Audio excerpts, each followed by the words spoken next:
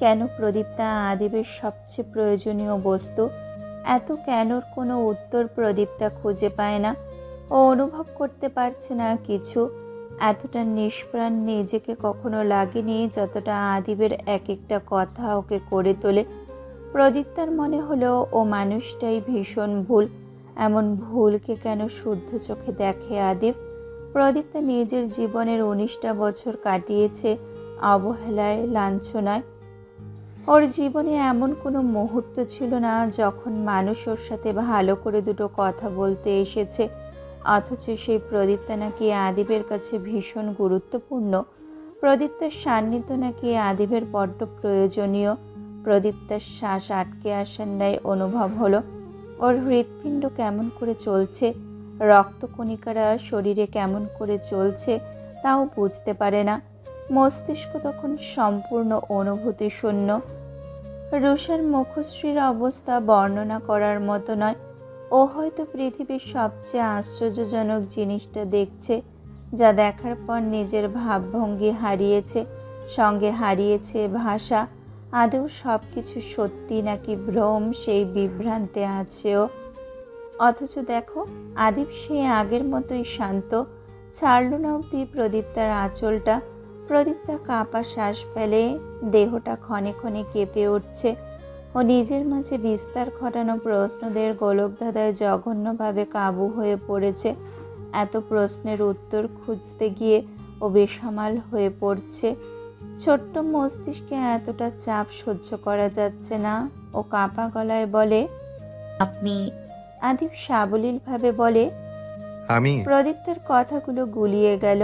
ও এলোমেলোভাবে দৃষ্টি সরিয়ে বলল, আমার আঁচল ছাড়ুন। বেতাল কাঁপছে প্রদীপ্তার কণ্ঠস্বর। আদিব ছেড়ে দিয়েছে আঁচলটা। ও প্রদীপ্তার বলা কথাগুলো অক্ষরে অক্ষরে পালন করে। সে যেমন অবস্থায় যেমন কথাই হোক না কেন, প্রদীপ্তা এত জড়তা নিয়ে এখানে আর দাঁড়াতে পারছে না। ও দ্বিতীয়বার সে আগের ন্যায় যাওয়ার জন্য ঘুরতেই নিচ্ছিল। তখনই আদিব আবার থামায় ওকে। যাবেন না প্রদীপ, একটু থাকুন। লজ্জায় চোখ তুলে তাকানোর মতো স্পর্ধা হলো না প্রদীপ্তার। তবেও গেল না। অন্তঃস্থলে হতে থাকা অদ্ভুত ঝড়ের মোকাবিলা করার জন্য হলেও থেকে গেল। লজ্জায় কাবু নাজুক মনটাকে খুব কষ্ট করে মানিয়ে বিড়াল ছানার ন্যায় কদম ফেলে নিজের আসনে গিয়ে বসলো। মস্তক নামিয়ে রাখলো নিচের দিকে, চিবুক গেঁথেছে গলায়। হাত দুটো আঁচলের নিচ থেকে শাড়ি আঁকড়ে ধরা। সব কিছু এলোমেলো, লণ্ডভণ্ড। রুষা ছানা বড়া চক্ষুজোড়া কোনো রকমে স্বাভাবিক করে উঠে দাঁড়ালো। পালাই পালাই কণ্ঠে বলল, কোনো রকমে কথা শেষ করে ছুটল রুষা। ভীষণভাবে অবাক হয়েছে, তা ওকে দেখেই বোঝা যায়।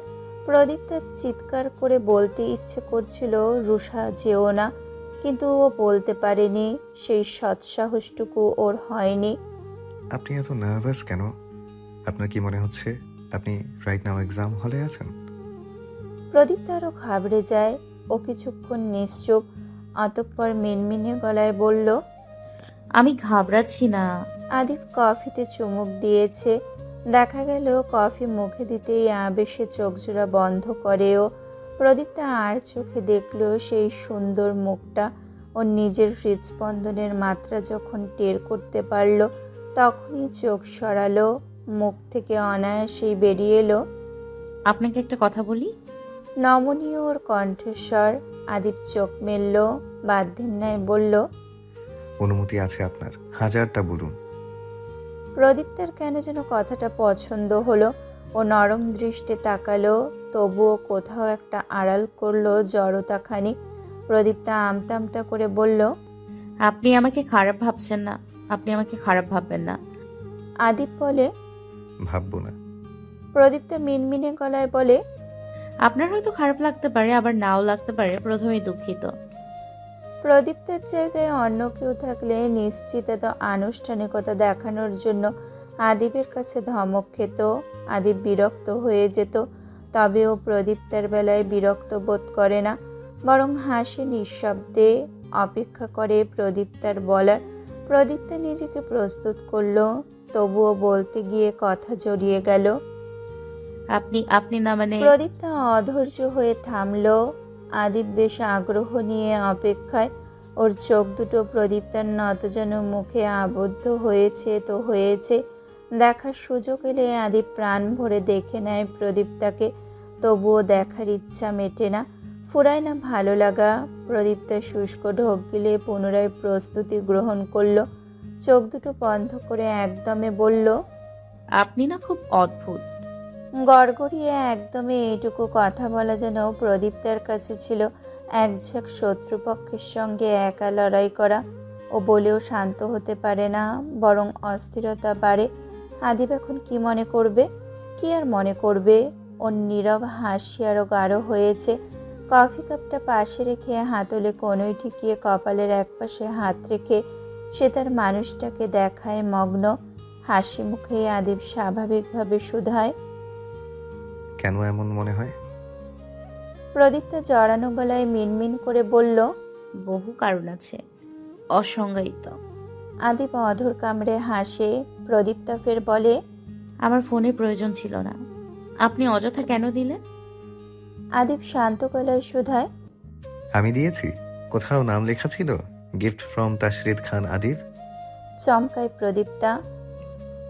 তাশরিদকে? আদিব না জানার ভঙ্গিতে ঠোঁট উল্টে বলল, হবে কেউ। আপনি বলুন আপনার কেন মনে হলো আমি দিয়েছি? প্রদীপ্তা লম্বা শ্বাস টানলো, মিহি কণ্ঠে বলল, আপনি বাদে কেউ আমায় আপনি সম্বোধন করে না। আদিব পূর্ণ নেত্রে তাকালো। আপনি সম্বোধন পছন্দ হয়?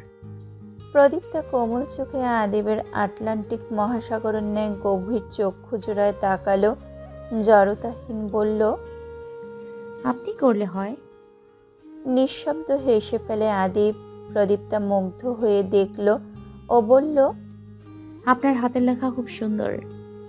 আদিব ঠোঁট কামড়ে হাসি আটকালো, গুরুতর ভঙ্গিতে বসে গভীরভাবে তাকালো, কপালে কিছু কঠিন ভাঁজ ফেলে বলল, আপনি বলতে আমার সবকিছু আপনার পছন্দ।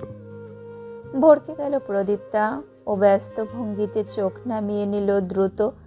আদিবেরও তীক্ষ্ণ করলো গলার স্বর। এখন বোঝাতে চাইছেন আপনার আমাকে একদম পছন্দ নয়? আরও আশ্চর্য হয়ে গেল প্রদীপ্তা।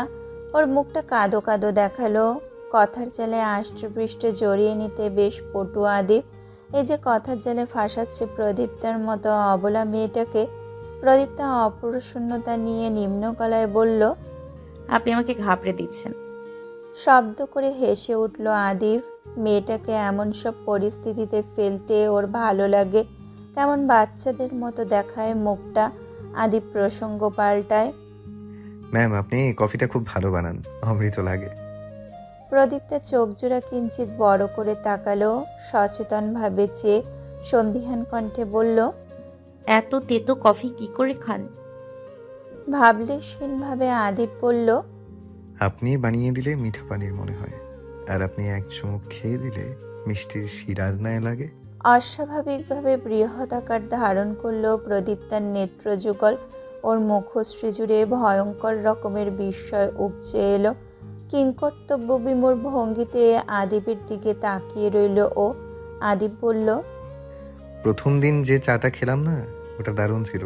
বিশ্বাস করুন ওই চায়ের চেয়ে সেরা কিছু আমি কখনো খাইনি। আমার মতে পৃথিবীর ওর চেয়ে ভালো কোনো খাবার নেই যা দ্বারা ওই চায়ের স্বাদকে হার বানানো সম্ভব। প্রদীপ্তার মস্তিষ্ক সময় নিল চায়ের ঘটনা মনে করতে। যখনই মনে হলো ওর চোয়াল ঝুলে পড়ল, হৃদস্পন্দন বাড়ল তুমুল বেগে, শিউরে উঠল গা। আদিবকে অদ্ভুতের চেয়েও বেশি রহস্যজনক লাগছে প্রদীপ্তার। একটা মানুষ এতটা গূঢ়ার্থপূর্ণ কি করে হতে পারে? ধোঁয়াশা মানব। প্রদীপ্তার ভাবনার মাঝে ফের আদিব বলল, আর ফোনটা আপনার প্রয়োজন ছিল, আপনার না হলেও আমার ছিল।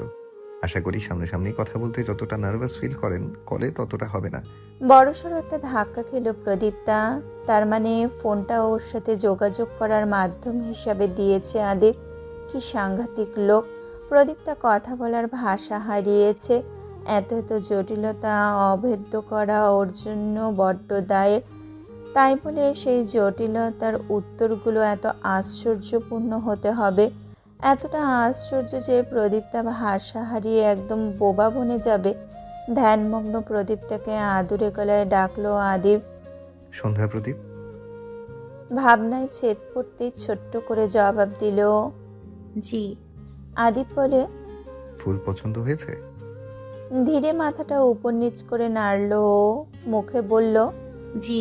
আদিব প্রদীপ্তার চক্ষুজোড়া নিজের দৃষ্টির সম্পূর্ণ দখলে এনে বলল, আর আমাকে আমাকে পছন্দ হয়? নিষ্পলক চেয়ে রয় প্রদীপ্তা। অন্তঃস্থলে চলা ঘূর্ণিঝড়টা কখন থামবে, কখন হৃদস্পন্দনগুলো স্বাভাবিক হবে ও অবুঝ চিত্তে প্রশ্ন ছুড়ে জি। আদিব অধর কোণে গাঢ় এক রেখা সৃষ্টি করলো। খুব সুন্দর সেই রেখাটা প্রদীপ্তার চোখ জুড়ায়। সহসা আদিব মোলায়েম সুন্দর গলায় বলে ওঠে, পরের বাড়ির জন্য প্রস্তুতি গ্রহণ করতে থাকবেন, আমি দ্রুত ফিরবো। গুরার্থপূর্ণ বাক্যটা বোধগম্য হলো না প্রদীপ্তার। ওর কাছে আদিবের প্রতিটা কথাই বড্ড অগম্য, এত রহস্যে ঘেরা যে ওই রহস্যের ইন্দ্রজালে আটকে গিয়ে দিশেহারা অবস্থা প্রদীপ্তার। প্রতিক্ষণে ও টের পায়ে রহস্য উন্মোচন করতে বেরোলেই ওর অন্তঃপটে ঘূর্ণিঝড়, তুফান, ভূমিকম্প ইত্যাদি ইত্যাদি সৃষ্টি হয়। ভয়ঙ্কর রুদ্ধশ্বাস মুহূর্তের সাক্ষী হতে হয় তাকে। এত আশ্চর্যকর লাগে সমস্ত কিছু যে বারংবার হতবিহ্বল হয়ে পড়ে ও। কমলারাঙা দিবাকর ধীরে ধীরে পশ্চিম দিগন্তে ঢলে পড়েছে। অম্বরে ছড়িয়ে পড়েছে রক্তিম দীপ্তির আঁচ। গোধূলির মৃদু আলোক ছায়া একে একে হারিয়ে যাচ্ছে দিগন্তের কোল থেকে। পাখিরা ক্লান্ত ডানায় ভর করে ফিরে যাচ্ছে নীড়ে। গাছের ডালে ডালে নেমে এসেছে নীরবতা। একটুখানি সময় থেমে থাকে পৃথিবী, তারপর নিঃশব্দে ধীরে ধীরে নেমে এলো নিগুড় রাত্রি। আকাশ ভরে উঠল তমিশ্রে। সেই আধারের বুকে অসংখ্য জায়গা গড়ে নিয়েছে তারার দল, আর তাদের সবার কোণে এক ফালি উজ্জ্বল চন্দ্র উদয় হয়েছে। খানবাড়ির পরিবেশ গমগমে। সব কর্তা ছেলেপেলে বাড়ি ফিরেছে। 11:30 ছাড়িয়েছে ঘড়ির কাঁটা। সবাই একত্রে খেতে বসেছে টেবিলে। 3 কর্তা, 3 ছেলে আর 2 মেয়ে, রুষা আর প্রদীপ্তা। প্রদীপ্তাকে জোর করে খেতে এনেছে রুষা। ও রাতে একদম খেতে চায় না। সবাই যখন খাচ্ছে তখন হুট করেই রশিদ দেওয়ান স্ত্রীর উদ্দেশ্যে বলল,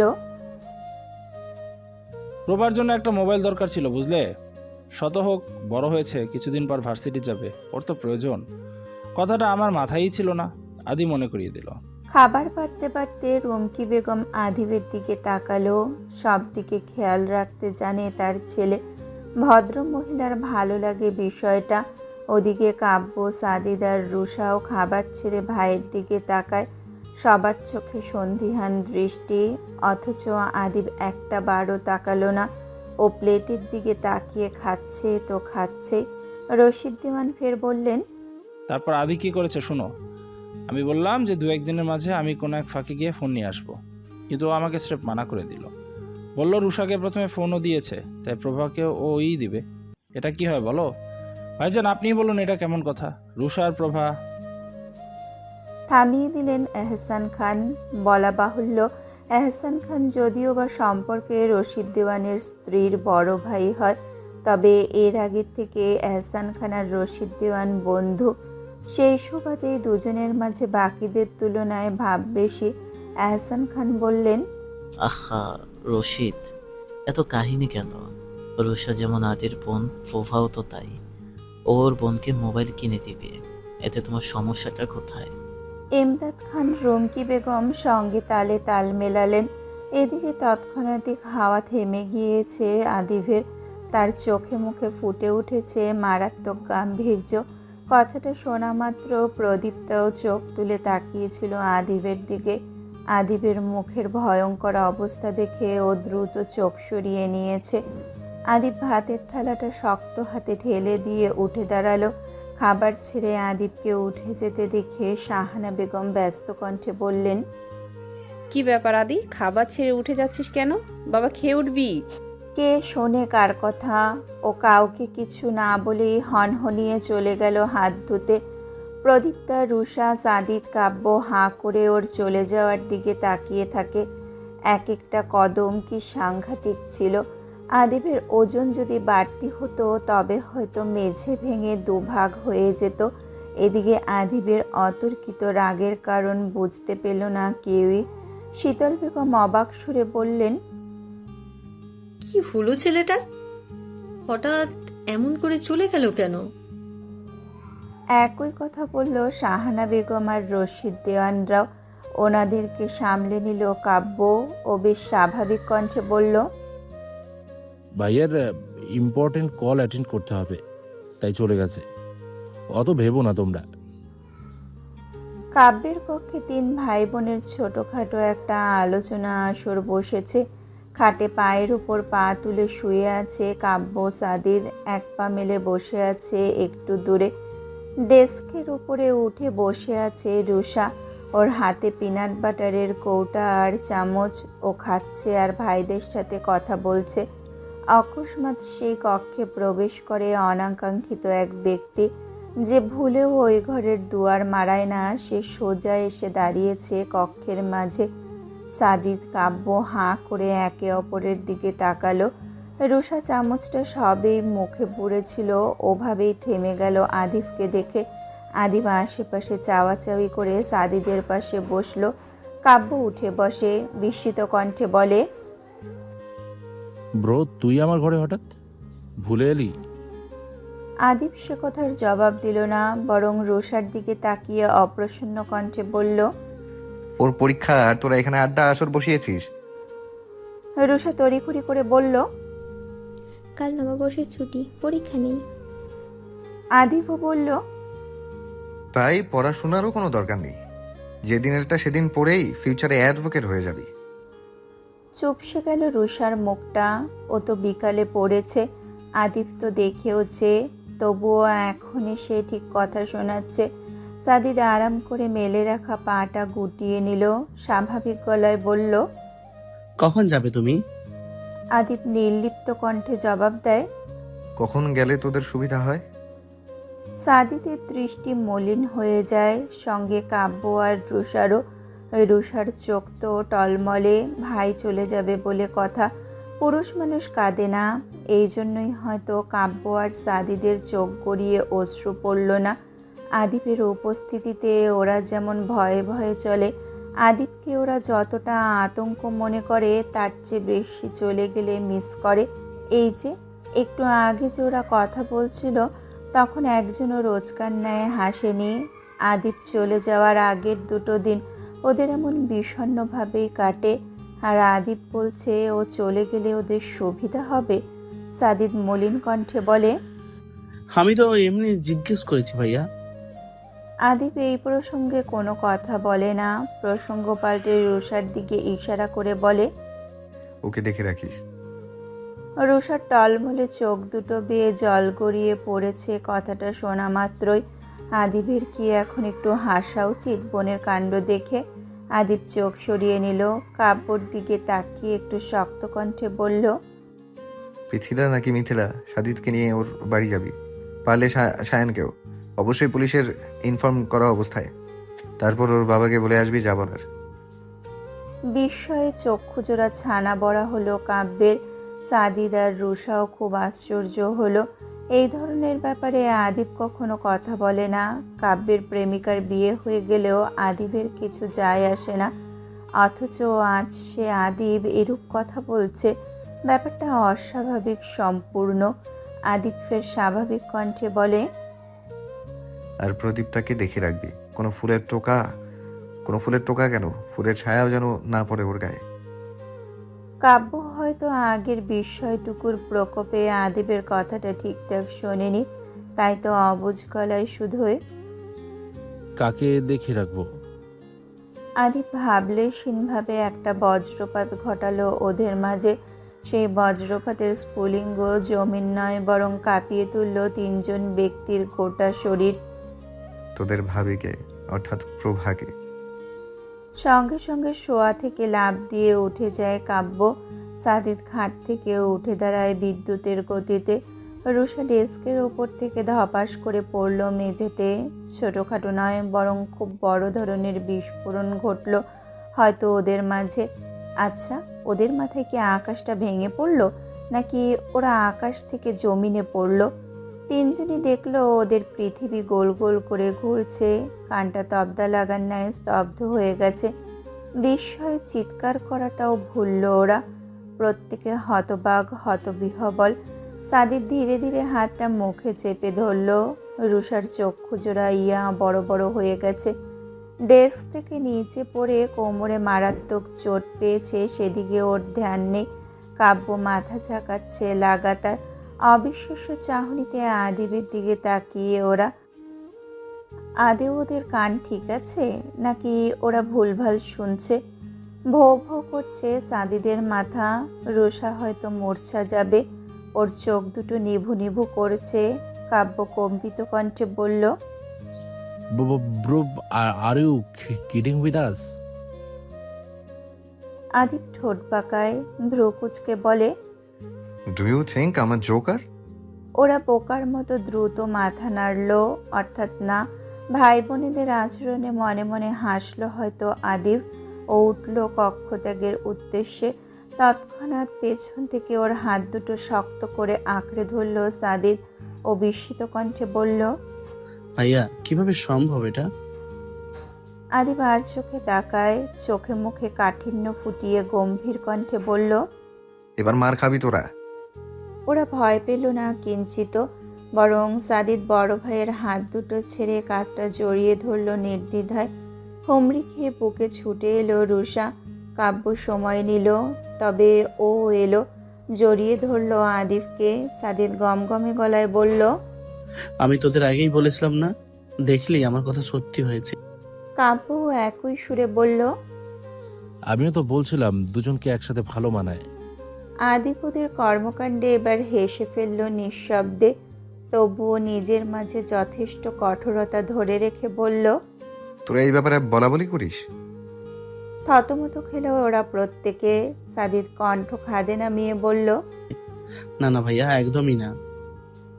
রুষার চোখ ভিজে সাথে তখন ওর চোখের জলে ভিজে উঠেছে আদিবের পরনের পোশাক। ও ভেজা গলায় বলল, আমি তোমায় ভীষণ মিস করবো ভাইয়া। সাদিদের কাব্যর মনটাও খারাপ হলো। সাদিদ যদিও বা সহজেই স্বীকার করে নিল যে সেও আদিবকে মিস করবে, তবে কাব্য পারে না। হয়তো বয়সের তুলনা করে এই জড়তায় আটকে রইল মনের কথাটুকু। পূর্ব দিগন্তে ঔজ্জ্বল্য দিবাকর প্রথম আভা লজ্জিত কুমারীর মতো মুখ উঁচু করে তাকিয়েছে। ভোরের স্নিগ্ধ আলো ধীরে ধীরে অন্ধকারের পর্দা সরিয়ে দিয়ে উজ্জ্বলতা ছড়িয়ে দিয়েছে প্রকৃতি জুড়ে। অদূরে কোথাও মৃদু কাকের ডাক, আবার কোথাও পাখির কুজনে এক অদ্ভুত সুরের সিম্ফনি সৃষ্টি হয়েছে। বেলা 6:30 বাজে কেবল। রুষা আজ জলদি ঘুম থেকে উঠেছে। কলেজে যাওয়ার জন্যই এত তাড়াতাড়ি ওঠা। ইচ্ছে আছে 9টার মধ্যে বাড়ি থেকে বেরোবে। রুষা একটু আগেই প্রদীপ্তাকে নিজের কক্ষে নিয়ে এসেছে। আজ রুষা প্রদীপ্তাকে নিজের হাতে সাজাবে মন ভরে। খাটের উপর বিছিয়ে রেখেছে শাড়ি, গয়না, কসমেটিক্স ইত্যাদি ইত্যাদি। প্রদীপ্তা একটু আগে ঘুম থেকে উঠেছিল। রুষার সাথে যেতে ওর ইচ্ছে করছে না। এর একটা উল্লেখ্য কারণ হলো আদিব আজই আছে শুধু। প্রদীপ্তার ইচ্ছে ও আজ আদিবের আশেপাশে থাকবে, যতটা সম্ভব কথা বলবে। রাতে আদিবের সাথে কথা হয়নি প্রদীপ্তার, তবে বিকেলে বলেছিল আজই নাকি ওর চলে যাওয়ার ডেট ছিল। তবে ও আরেকটু সময় বাড়িয়েছে, অর্থাৎ কাল ভোরে চলে যাবে। রুষা তাড়া দিয়ে শাড়ি পরতে পাঠিয়ে দিল প্রদীপ্তাকে। বলল ওর হাতে সময় কম, সঠিক সময়ে গিয়ে উপস্থিত হতে হবে। এদিকে প্রদীপ্তা যখন শাড়ি পরতে চলে গিয়েছে, তখন রুষার ঘরে এলেন রুমকি বেগম। উনি এসেই মুখ ভার করে বললেন, না গেলে হয় না রুষা, বাড়িতে মেহমান আসবে। রুষা বিরক্ত গলায় বলে, তাতে আমার কি? রুমকি বেগম অতিষ্ঠ রুষার এসব আচরণে। মেয়েটা এতটা বেপরোয়া হয়েছে না। রুমকি বেগম যেমনভাবে এসেছিলেন তেমনভাবেই চলে গেলেন। আর দুটো কথা বললেই যে মেয়ের সাথে ধুমতারাকা ঝগড়া বেঁধে যেত সে সম্পর্কে অবগত তিনি। প্রদীপ্তা শাড়ি পরে এলো।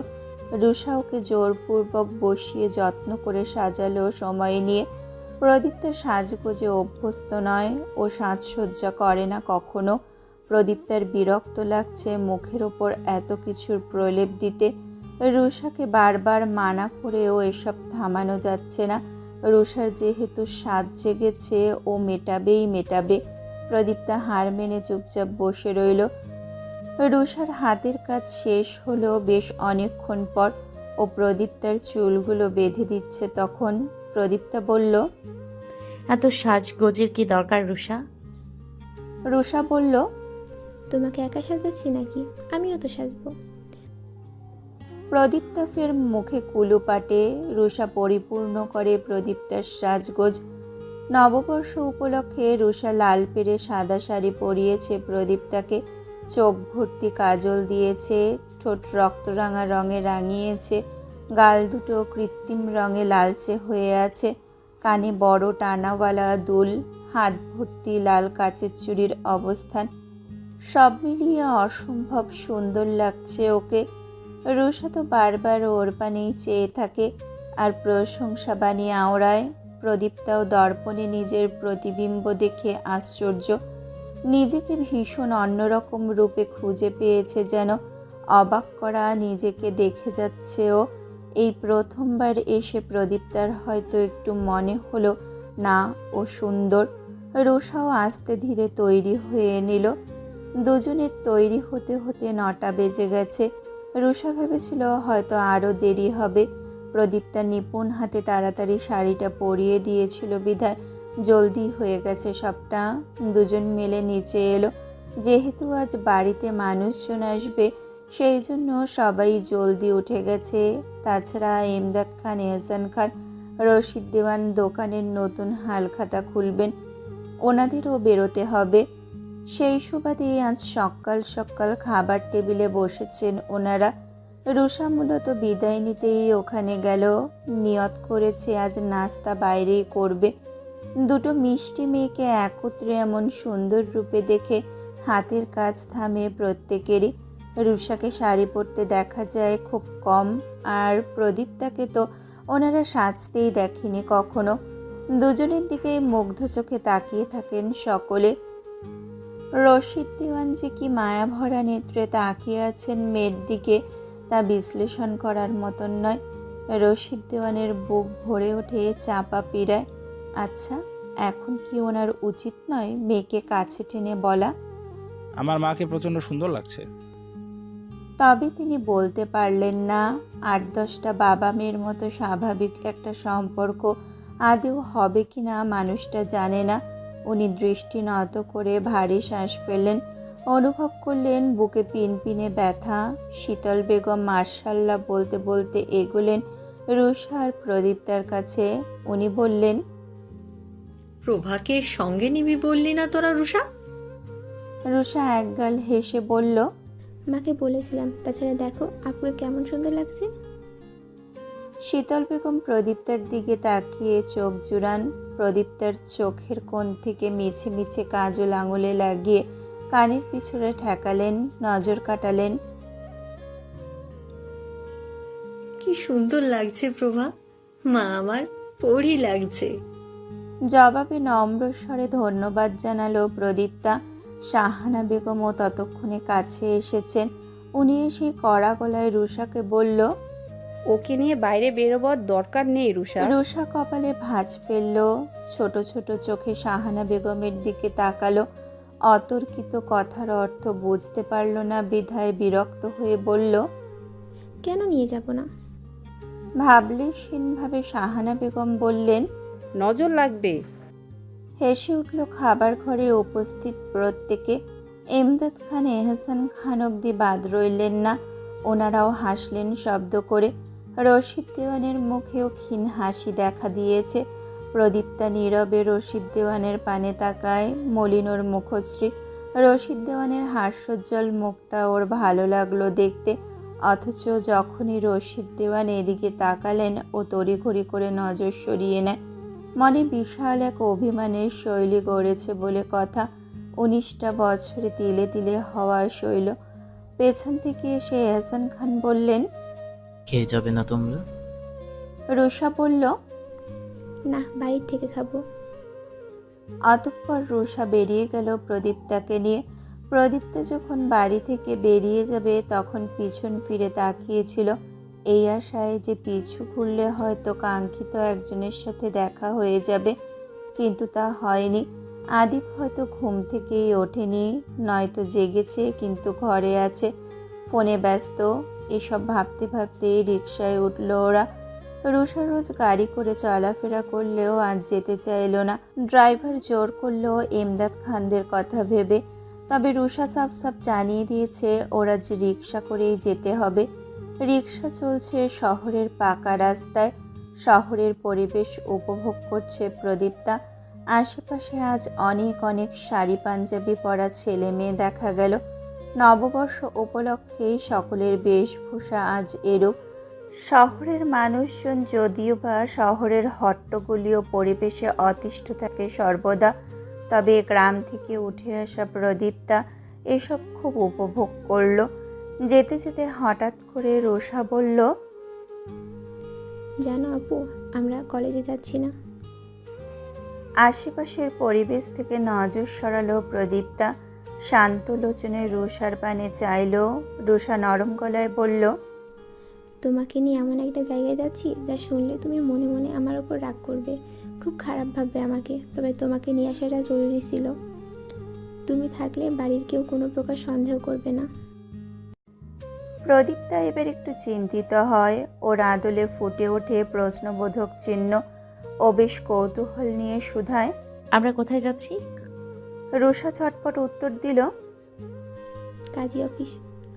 সঙ্গে সঙ্গে নেত্রযুগল বৃহৎ ধারণ করে প্রদীপ্তার। চোয়ালে ঝুলে পড়ে ওর। কাজী অফিস? কাজী অফিসে কেন?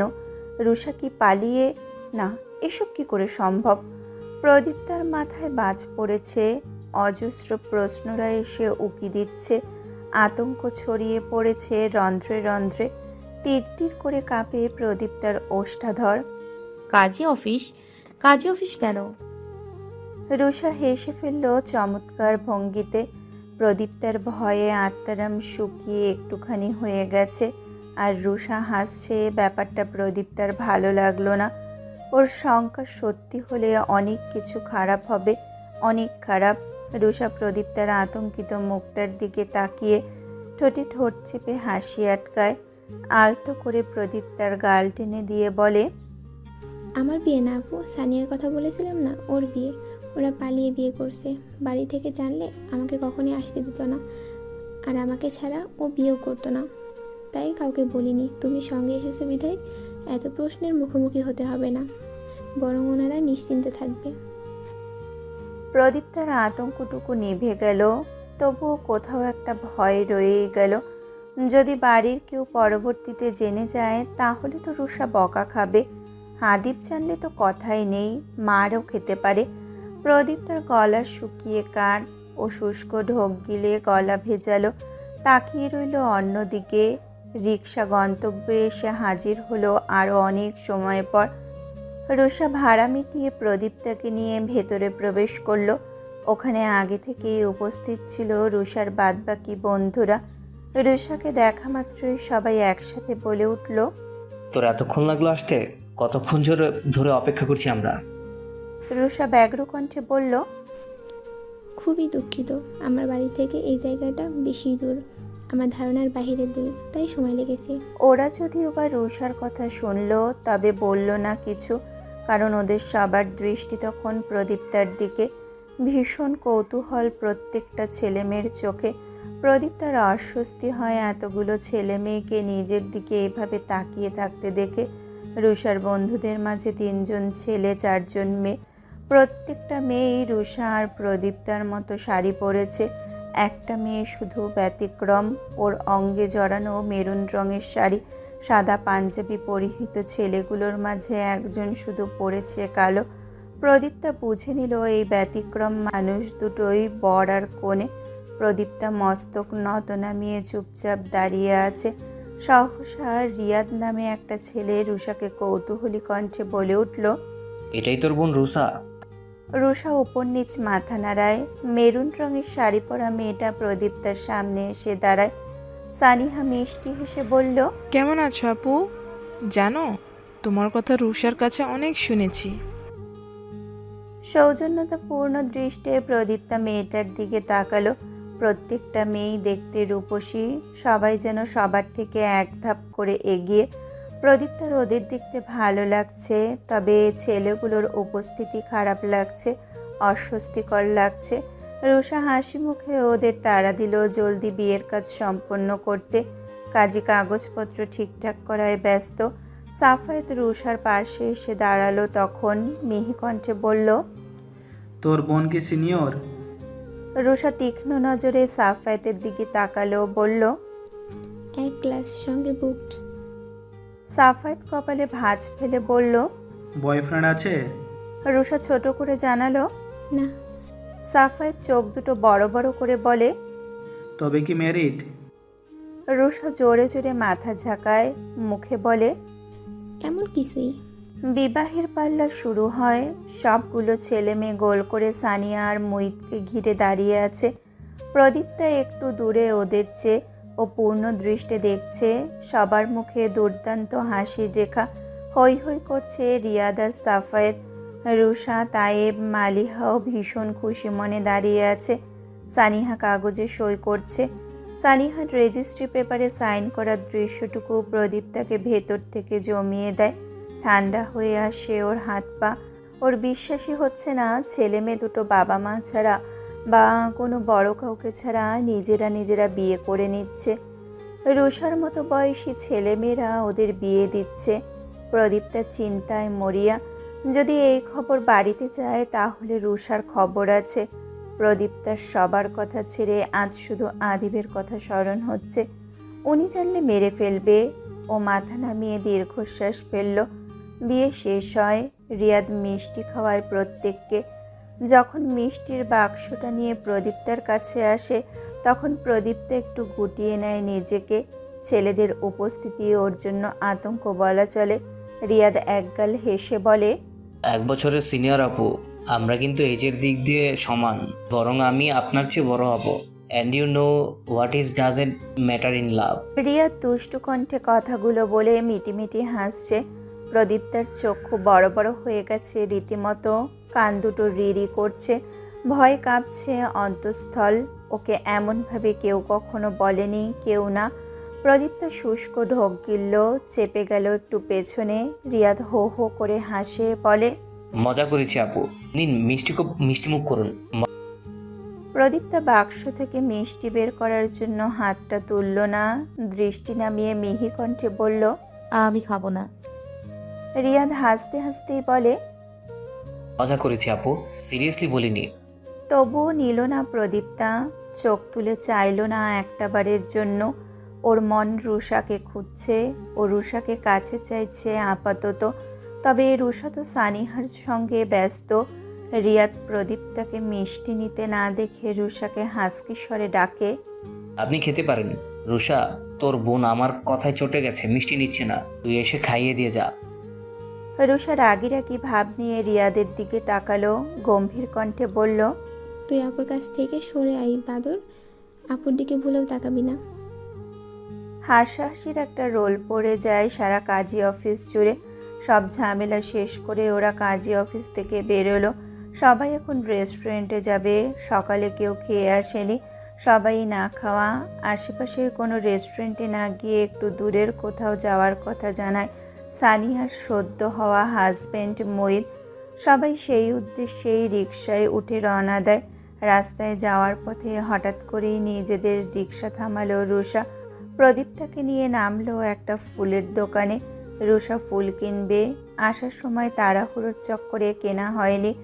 ও দুটো রজনীগন্ধার গাজরা কিনলো নিজের আর প্রদীপ্তার জন্য। অতঃপর একটা ফুলের তোড়া সানিহার জন্য।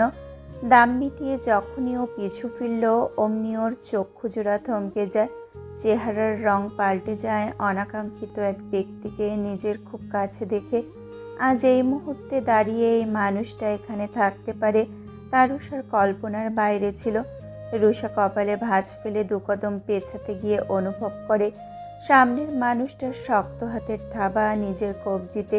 ক্ষুণ্ণ হয় রুষা, চোখ দুটো তীক্ষ্ণ তীরের ন্যায় প্রতিক্রিয়া করে ও ভারী কণ্ঠে বলে, তুমি কি আমাকে ফলো করতে শুরু করছো শান ভাইয়া? হাত ছাড়ো আমার। পুলিশের পোশাক পরিহিত সুদর্শন পুরুষটা গভীর নেত্রে চেয়ে রয় রুষার দিকে। ওদের চেয়ে একটু দূরে দাঁড়িয়ে থাকা প্রদীপ তার সমস্ত আদল জুড়ে আশ্চর্য। কে ইনি? পরিচিত কেউ?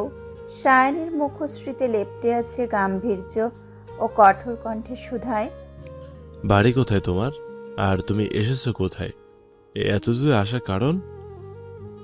রুষা ওর হাতটা ছাড়ানোর জন্য ছটফট করছে। ও দাঁতে দাঁত চেপে বলল, হাত ছাড়ো আমায়। আমি তোমার প্রশ্নের উত্তর দিতে এখানে আসিনি। যেখানে সেখানে আমাকে তাড়া করা বন্ধ করো। যা ইচ্ছা তাই করলাম, তোমার কি? তুই তুকারি করছো কেন? আমার যা ইচ্ছা আমি তাই করব। তুমি আমার ব্যাপারে কথা বলা বন্ধ করো। সায়ন আরও দৃঢ় করে হাতটাকে। ব্যথায় অবশ হয়ে আসছে হাতটা। রুষার চোখ দুটো কটমট করে, রাগে জ্বলছে সারা গা। সায়ন যে কোনো সময় যে কোনো জায়গায় চলে আসে কি করে ওপরওয়ালা মালুম। সায়ন এবার আগের চেয়ে বেশি কঠোর হলো ও বজ্রকণ্ঠে বলে ওঠে, কাজী অফিস কি করছিলি তুই? দ্রিম করে বড়সড় একটা ধাক্কা খেয়ে চোখ দুটো বৃহৎ আকার ধারণ করে রুষার। ভয়ে কেঁপে ওঠে প্রদীপ্তা। রুষার অগ্নি চোখ দুটোতে বিরক্ত দেখা যায়। সে ভয়ের চেয়েও বেশি বিরক্ত হয়েছে, তা ওর মুখই বলে দিচ্ছে। রুষা অপ্রসন্ন কণ্ঠে বলে, আগে আমার হাত ছাড়ো, লাগছে আমার। শান মুখ ঝামটা দিয়ে ওর হাত ছেড়ে দেয়। পুনরায় দৃঢ় কণ্ঠে বলে, কাজী অফিসে কি করছিলি? রুষা জোর গলায় বলে। শান রাগান্বিত কণ্ঠে বলে, ঠাটিয়ে এক চড় মারবো রুষা, আই রিপিট। কথা শেষ হলো না শায়নের। এর আগেই রুষা দ্বিগুণ তেতে উঠল। রাগে গজগজ করে বলল, আই সোয়ার আমি তোমার মুখ ভেঙে দিব শান ভাইয়া। সবসময় অতিরিক্ত করো। শায়ন চোয়ালে শক্ত করে বলে। তোর বাড়িতে খবর পাঠাচ্ছি আমি। রুষাও বলল, যা ইচ্ছে করো, জাহান্নামে যাও। শায়ন ভ্রু কুচকায় বলে, যা বলছো ভেবে বলছো? রুষা শায়নের দিকে মুখ ফিরিয়ে নিল। আতঙ্কিত প্রদীপ্তার দিকে তাকিয়ে বলল, আপু চলো, আজকে সুন্দর দিনটাই হঠাৎ নষ্ট হয়ে গেছে। শায়ন এবার প্রদীপ্তার দিকে তাকালো। সেদিন রুষাদের বাড়িতে মেয়েটাকে দেখেছিল, ওকেও নিয়ে এসেছে রুষা। শায়ন ফের বলে ওঠে, এই বেয়াদব দাঁড়া, তোর সাথে কথা আছে আমার। রুষা ঝাঁঝালো কণ্ঠে বলল, তোমার সাথে আমার কোনো কথা নেই, অসভ্য পুলিশ। শেষেরটুকু বিড়বিড় করলো ও। রুষা প্রদীপ্তার হাত ধরে চলে যেতে লাগলো। পেছন থেকে শায়ন দূরে দাঁড়িয়ে থাকা অ্যাসিস্ট্যান্টদের উদ্দেশ্যে উচ্চস্বরে বলে ওঠে, দুটো মেয়েকে জিপে তোলো। স্যারের অর্ডার পেতে কোনো প্রকার প্রশ্ন না করে দুজন এসে প্রদীপ্তা আর রুষাকে ধরে নেয়। প্রদীপ্তা যেমন ভয়ে কাঁপছে তেমনি রুষা রাগে। রুষা চিৎকার করে বলল, শায়ন ভাইয়া আমি তোমাকে ছাড়বো না বলে দিচ্ছি, খুন করব। পুলিশ দুটো ওদের জোর জবরদস্তি করে জিপে তুলল।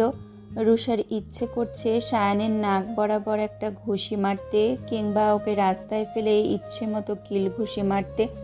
বন্দুকের সাহায্যে মাথার খুলি ওড়ানোর সুযোগ পেলেও মন্দ হবে না। এখন বাড়ি গেলে আরও এক এলাহি কাণ্ড ঘটবে। বাড়িতে তো এমনিতেই আজ অতিথি আসছে। রুষা রাগের তোপে চোখ দুটো বন্ধ করে নেয়। ওদিকে প্রদীপ্তা যে কী মাত্রায় ভয় পাচ্ছে তা ব্যাখ্যা করার বাহিরে।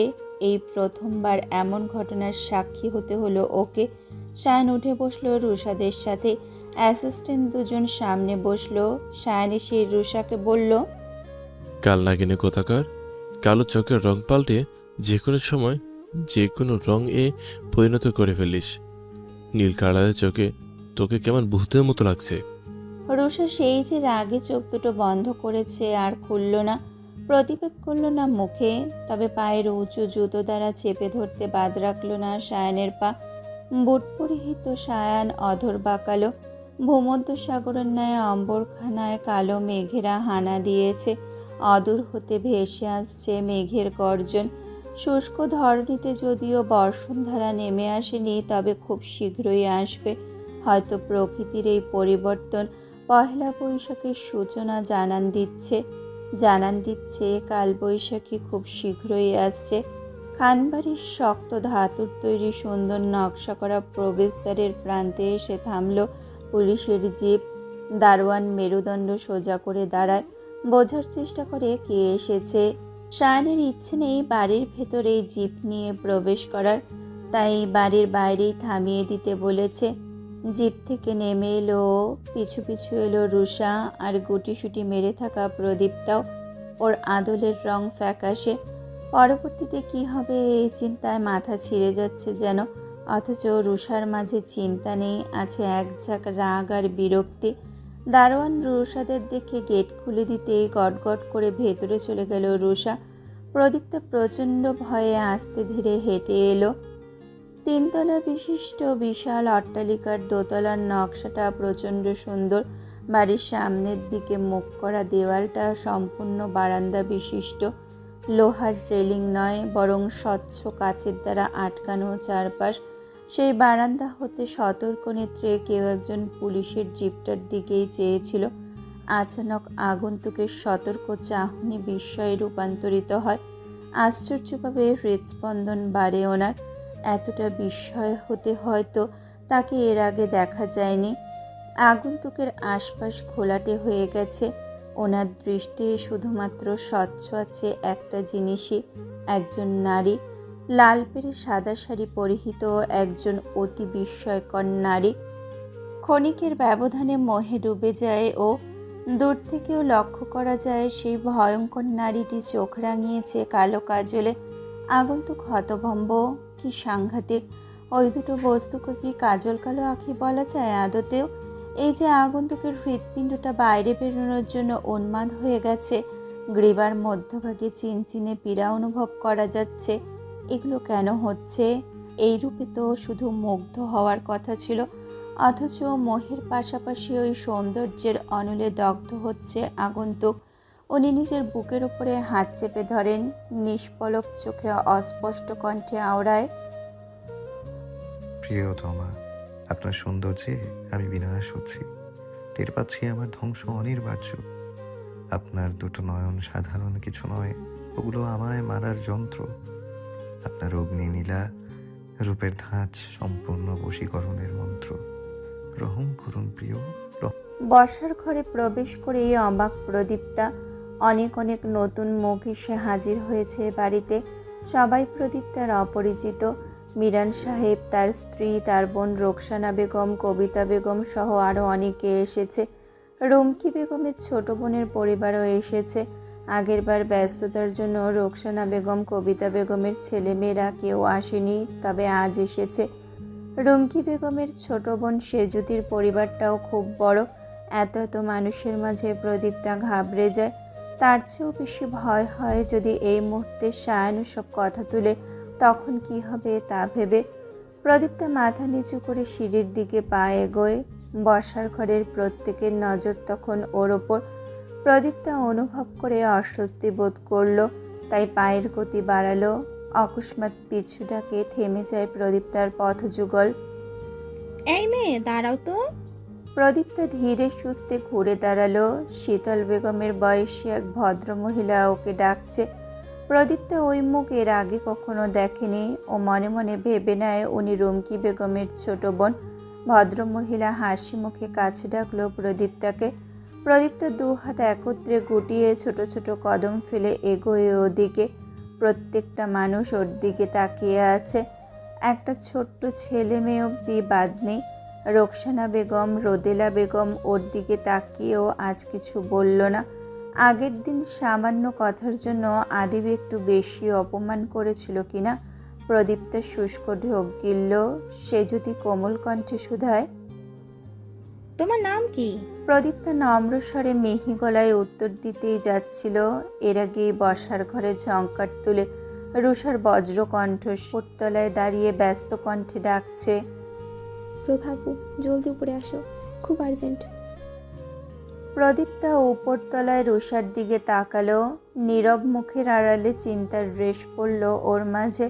আত্মীয় স্বজন যে যেখানে আছে সবাই এবার রুষার দিকে তাকিয়েছে। রুষা এক নাকারে ডেকে যাচ্ছে তো যাচ্ছে।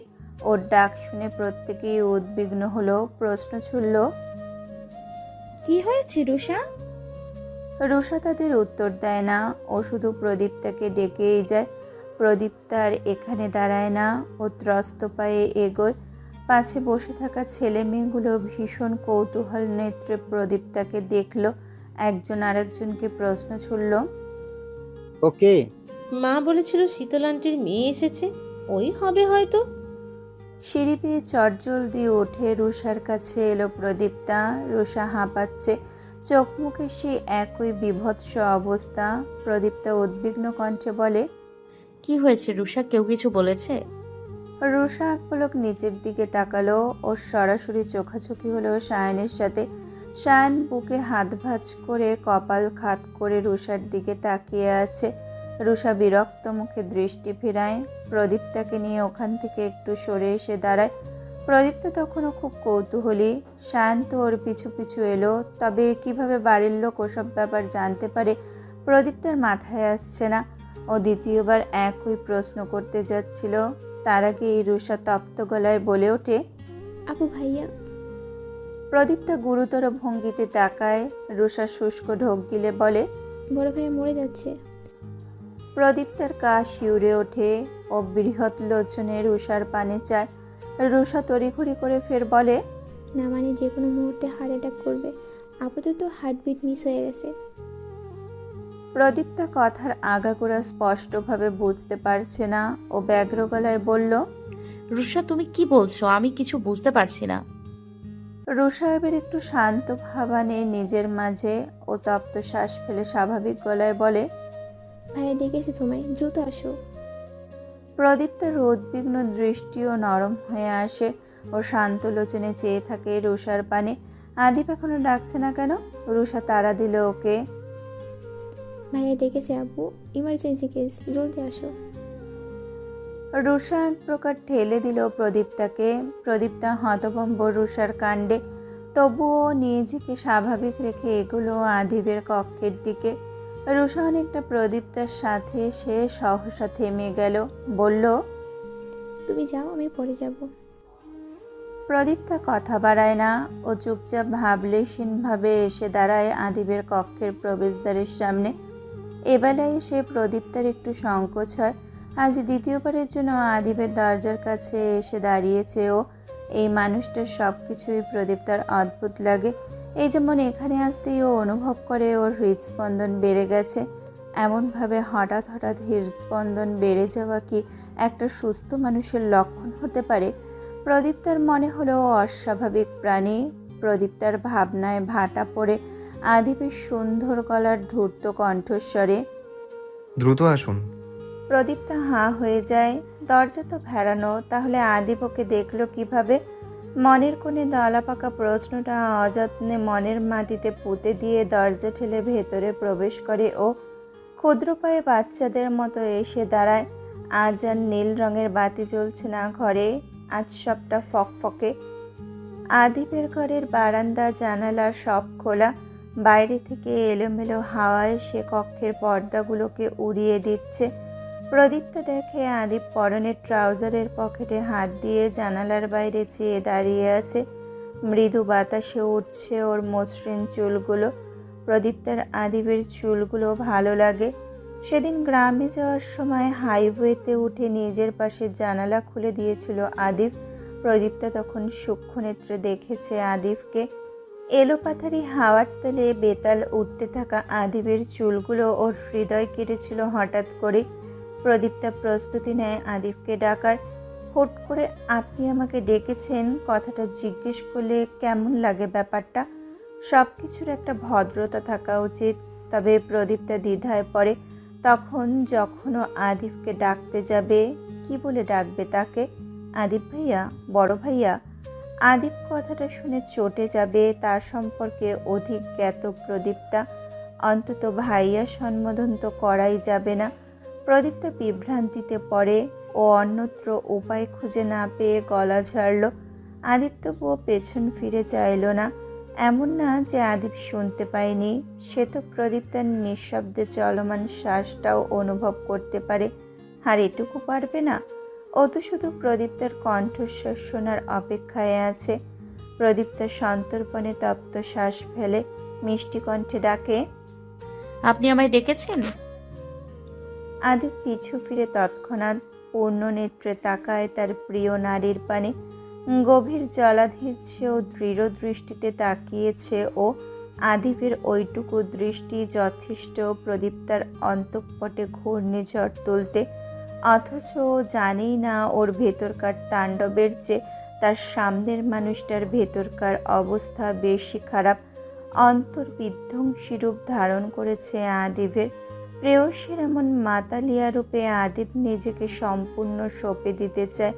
কাজল কারো হরিণী চক্ষু যুগলের গহীনে নিজেকে হারিয়ে ফেলে সারা জীবন পার করতে চায়। আর আর বেসামাল অভদ্র বাসনাগুলো ওই রক্তলাল অধর যুগল নিজের অধীনে করতে চায়।